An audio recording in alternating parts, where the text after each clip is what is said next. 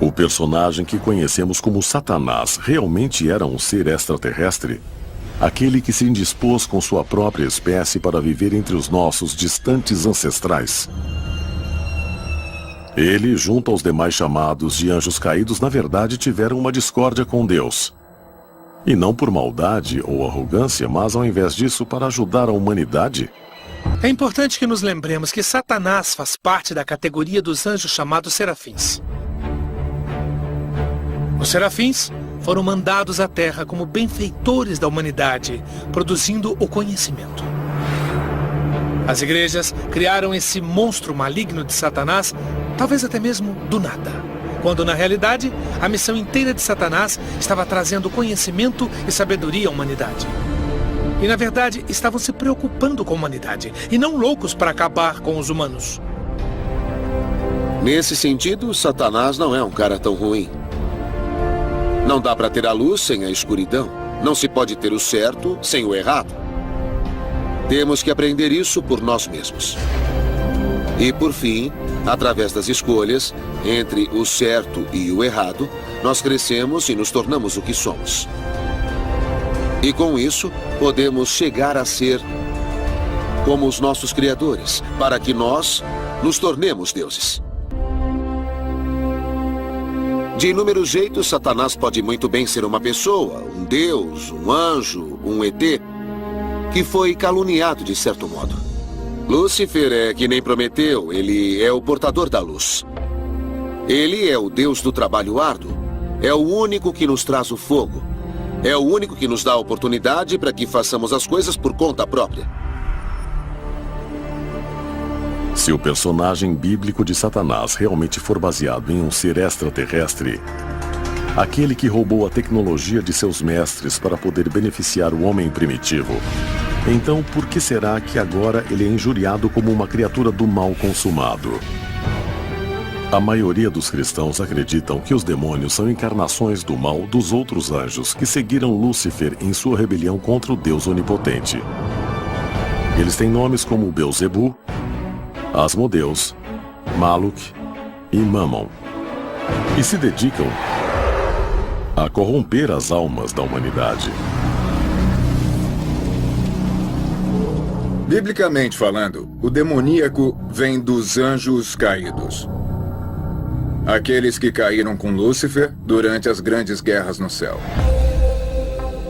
E o objetivo deles é enganar a humanidade para que sigam um mau caminho, para se apartarem de Deus, e se dividem em muitas classes. Eles têm as ocupações mais básicas lá de baixo e seguem por toda a extensão até o estrategista, que está governando nos bastidores os assuntos da humanidade. Essencialmente, dá para imaginar uma estrutura militar, com os generais, oficiais, agentes particulares, a 9 níveis, que são anjos caídos de várias posições, os de baixo servindo os de cima e, por fim, obedecendo Satanás. Em muitas tradições religiosas, há ritos sagrados para exorcizar os demônios dos corpos dos aflitos. Será que os diabos e os demônios podem ser mesmo seres de outro mundo? E esse reino talvez não seja um inferno, mas um mundo extraterrestre verdadeiro? E eles realmente são seres do mal? Ou será que podem ter uma outra, talvez uma missão ainda mais profunda? A Bíblia fala sobre uma raça de répteis, os serafins. Eles são mencionados no livro de Isaías. Alguns interpretam como seres de fogo, mas o entendimento correto é réptil. Nós sempre tivemos conhecimento sobre os répteis. Alguns são bons, outros ruins.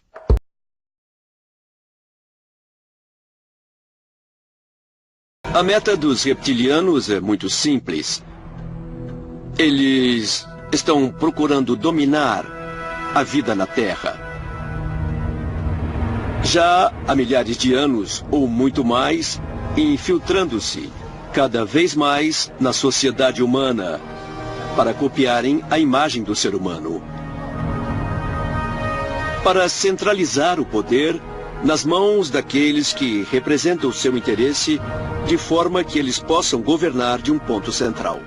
Será que o fato dos répteis parecerem e terem um aspecto hostil significa que eles querem nos dominar ou então nos exterminar? Eu não sei. Nós podemos olhar pela perspectiva de que somos como gado. Os reptilianos não têm a menor intenção de nos dizimar, mas em certos aspectos somos úteis para eles da mesma forma que uma vaca é útil para o fazendeiro. As histórias que existem sobre entidades reptilianas que vivem embaixo da terra são muitas para que sejam descartadas. Em toda a história, sempre ouvimos falar de seres metade humanos, metade répteis. Será que isso pode ser mais do que mera fantasia? E se for, será que eles podem ser visitantes de outro planeta? E você fica se perguntando se não existe alguma verdade nas histórias de intervenção de répteis no planeta Terra.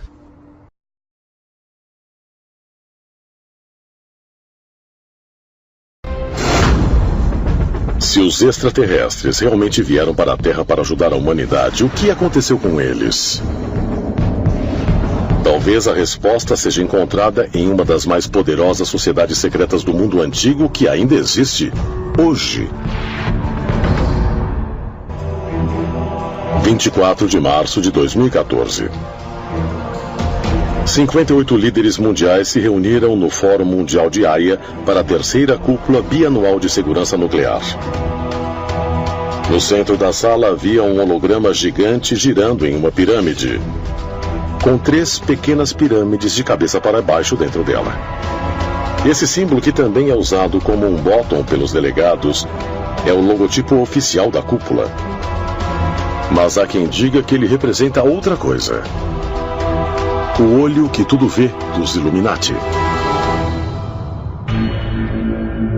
E essa sociedade secreta secular está viva e bem no século XXI, como comprovado pelos símbolos mostrados por celebridades, magnatas da indústria e até mesmo chefes de Estado. Os Illuminati dos dias modernos foram organizados por Adam Weishaupt, na Alemanha. Ele formulou planos para que seu grupo pudesse se infiltrar em todos os poderes fundamentais da sociedade, nas esferas políticas, financeiras e midiáticas no final de 1700. Quando falamos sobre os Illuminati hoje, falamos sobre a sociedade secreta mais poderosa que existe. São as pessoas que controlam tudo pelos bastidores. Isso é apenas paranoia, ou será que os Illuminati ainda existem hoje, infiltrados nos mais altos níveis da sociedade? E se for assim, o que eles pretendem? Alguns dizem que a resposta pode ser encontrada em uma sociedade secreta ainda mais antiga e que pode ser a precursora dos Illuminati, os Cavaleiros Templários.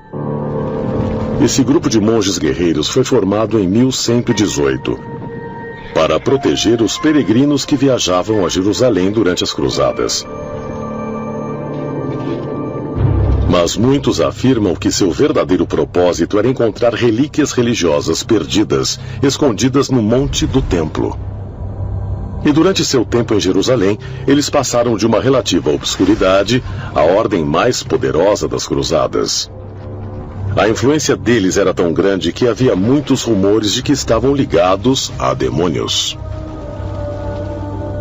Jacques de Molay, a principal figura histórica da Ordem dos Templários, foi preso sob acusação de traição e heresia, por alguma coisa como adoração ao diabo, por alguma forma de adoração do lado negro. Essa foi a acusação contra não só de Molay, mas contra os Cavaleiros Templários em geral.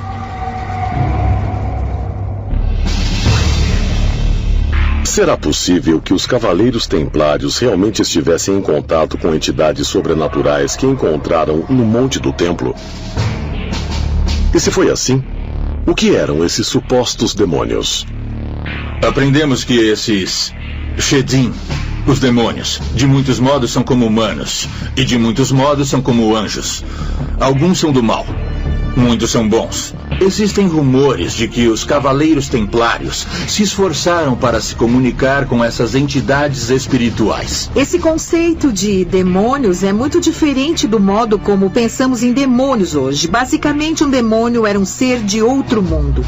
Um ser que não era desta terra, potencialmente um ser extraterrestre. E extraterrestre significa de fora desta terra.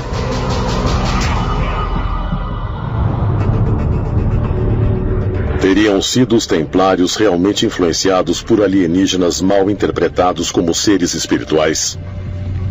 Alguns teóricos dos antigos astronautas dizem que os Cavaleiros Templários estavam em contato com os mesmos extraterrestres, conhecidos nos tempos bíblicos como os Vigilantes. E como evidência, eles apontam para um dos símbolos mais proeminentes dos Templários, o mesmo símbolo que estava virtualmente presente na cúpula de segurança nuclear. O olho que tudo vê. Esse símbolo, que às vezes é apenas um olho, mas muitas vezes aparece como um olho dentro de uma pirâmide, foi usado pelos antigos egípcios, Cavaleiros Templários, Rosa Cruzes, maçons, Illuminati, e está até incorporado no Grande Selo dos Estados Unidos. É um símbolo mais comumente interpretado pelo significado de que alguém ou alguma coisa está nos observando. Milhões de pessoas no mundo todo acreditam que nós fomos visitados no passado por seres extraterrestres. Será que alienígenas antigos ajudaram a moldar nossa história? Será que os relatos recentes de encontros entre seres humanos e estranhas criaturas reptilianas poderiam servir de prova de que nossos ancestrais répteis ainda existem? Mas se existirem, qual será o objetivo deles? E se existe alguma espécie de batalha entre várias raças extraterrestres? E se os reptilianos foram obrigados a fugir para baixo da Terra, longe da nossa civilização, por causa de outros extraterrestres que, de certa forma, ganharam a guerra pelo planeta Terra?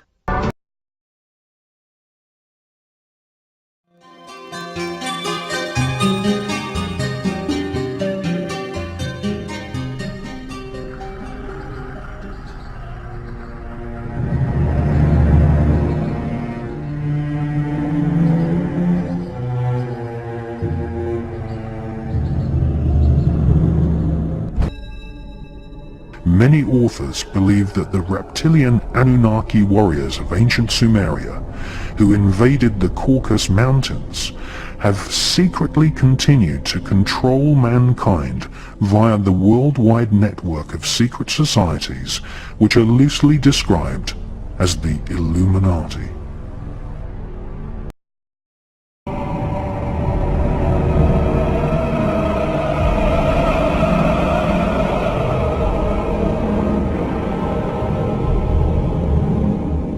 Professor John Mack of Harvard University made a detailed study of people who claimed they had been abducted by aliens. In his book, John Mack studied abductees who said that the grey alien is actually a genetically engineered reptilian who invade planet Earth on a regular basis and collect human DNA as part of a plan to breed an alien-human hybrid race who will serve an extraterrestrial elite. More ancient than the Mayan kingdoms of Central America. Older than ancient Greece, and predating the pharaonic dynasties of Egypt, the Sumerian Empire was formed more than 6,000 years ago, stretching from the Indus Valley region in Pakistan to the capital called Uruk.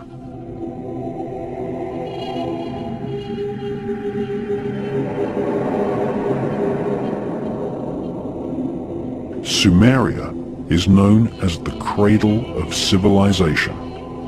It was here that white-skinned peoples from the Caucasus Mountains spread a worldwide cult of blood ritual and magic to the rest of the world.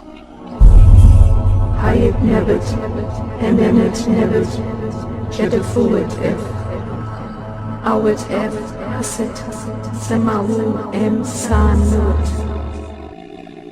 Two authors, Zecharia Sitchin and the British genius John Marco Allegro, who translated large parts of the Dead Sea Scrolls, studied ancient Sumerian clay tablets, which were discovered at Nineveh in the 1800s. These clay tablets told the history of the Sumerian Empire, an empire which was formed by invading aliens called the Anunnaki.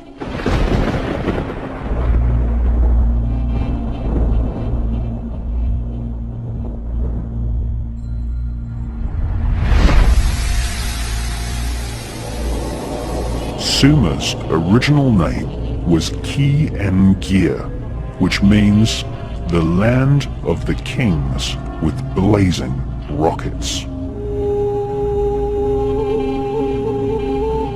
The Sumerian clay tablets describe the Anunnaki aliens genetically manipulating mankind and creating a hybrid race of alien reptilian humans who became known as the Nephilim.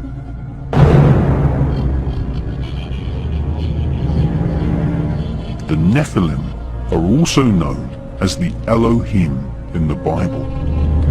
This was a genetically created race of rulers which had their human DNA mixed with that of the invading Anunnaki aliens. References to this race of alien hybrid rulers can be found in ancient texts from around the planet. The world's most famous author on the subjects of the occult and human consciousness is David Icke. In his books The Biggest Secret and Tales from the Time Loop, David Icke reports that blood sacrifice was an important part of ancient cultures in Babylon and also in Central America.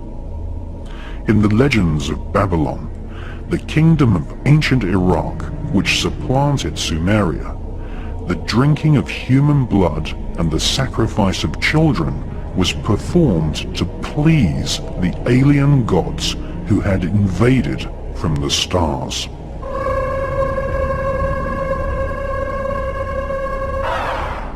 The ancient ruling elite believed that drinking human blood allowed them to absorb human DNA from their ancestors.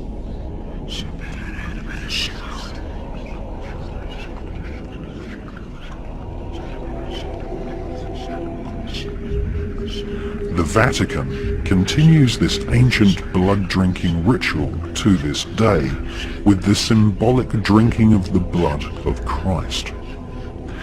David Icke claims blood-drinking rituals have been performed by members of the royal political elite throughout history.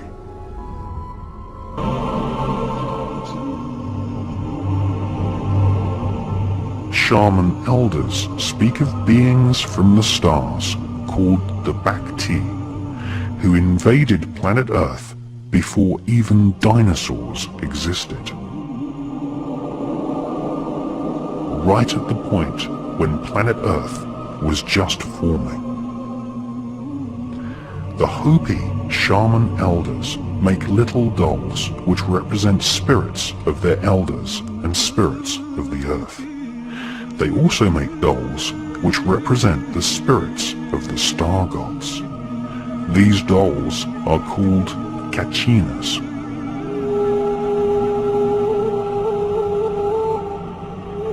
According to shaman legends, the ancient Bacti genetically manipulated animals and created mankind. The Bacti aliens told early man that they were here to control the development of civilization and that there were many other aliens who wanted to invade planet Earth.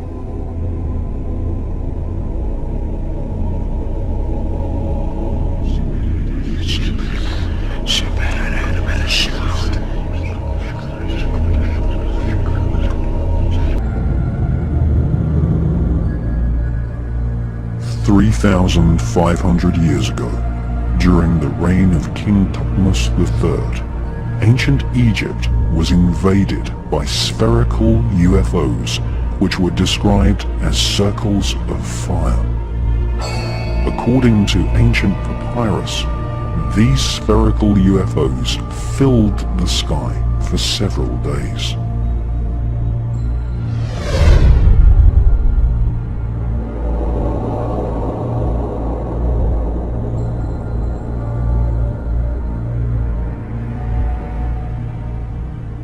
In his fascinating book, British author Matthew Deleuze shows photos of strange alien reptiles, some with the bodies of apes and heads of lizards.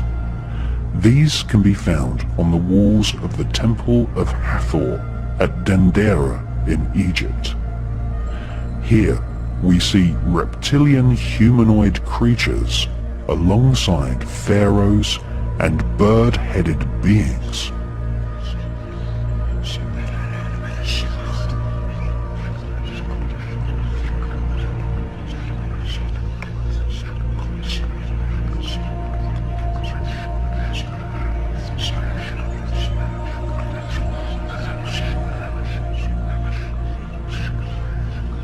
Strange giant light bulbs, possibly some form of plasma beam weapon, can clearly be seen at the Temple of Hathor. Inside these strange devices, there are serpents. This is possibly a pictorial message that this alien plasma technology was given to the elite of ancient Egypt by a serpent or reptilian race of aliens.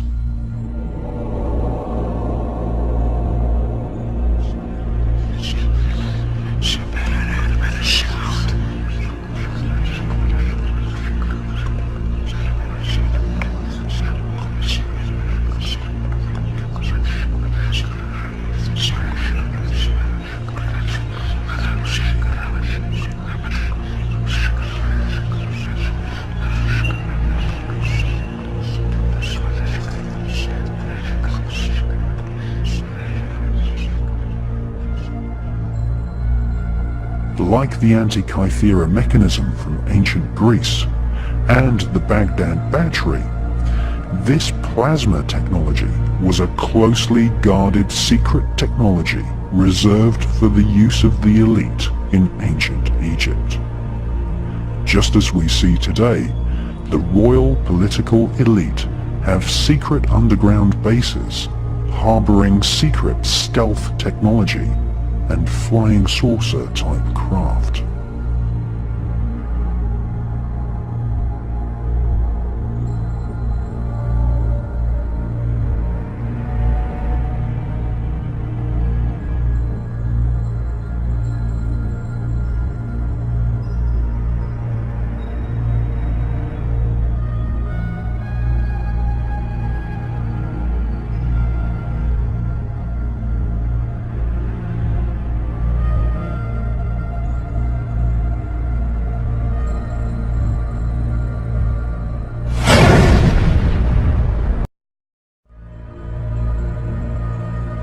According to Colonel Philip J. Corso, back-engineered alien technology is a jealously guarded secret by the rulers of mankind.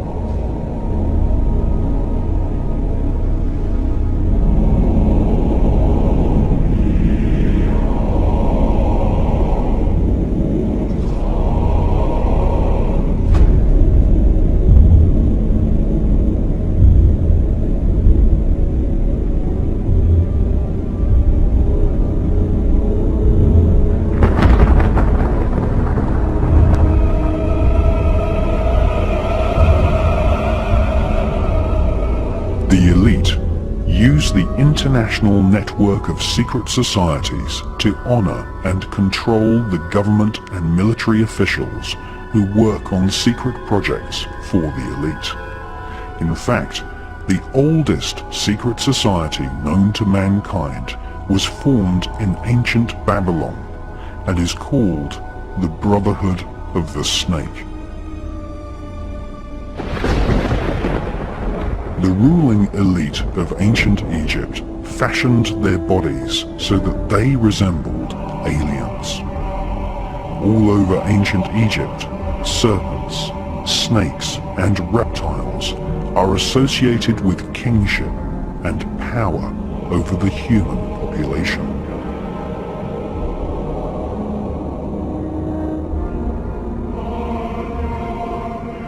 New kings had their bodies massaged with a special potion which contained crocodile fat.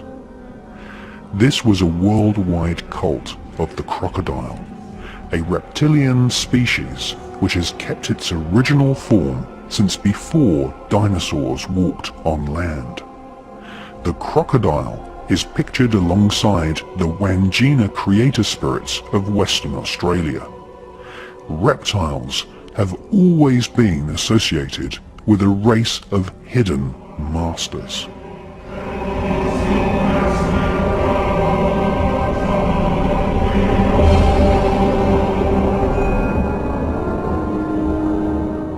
Many occult traditions which are related to the birth of Freemasonry speak of the hidden masters. Some occult historians and authors claim that a group of hidden masters control world international Freemasonry.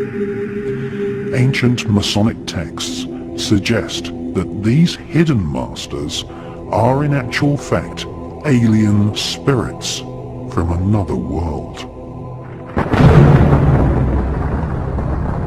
Some Masonic texts say that the secrets of how to control and influence society and politics from behind the scenes was passed to the elite of Freemasonry from a race of reptilian aliens who invaded planet Earth and landed in ancient Iraq more than 12,500 years ago.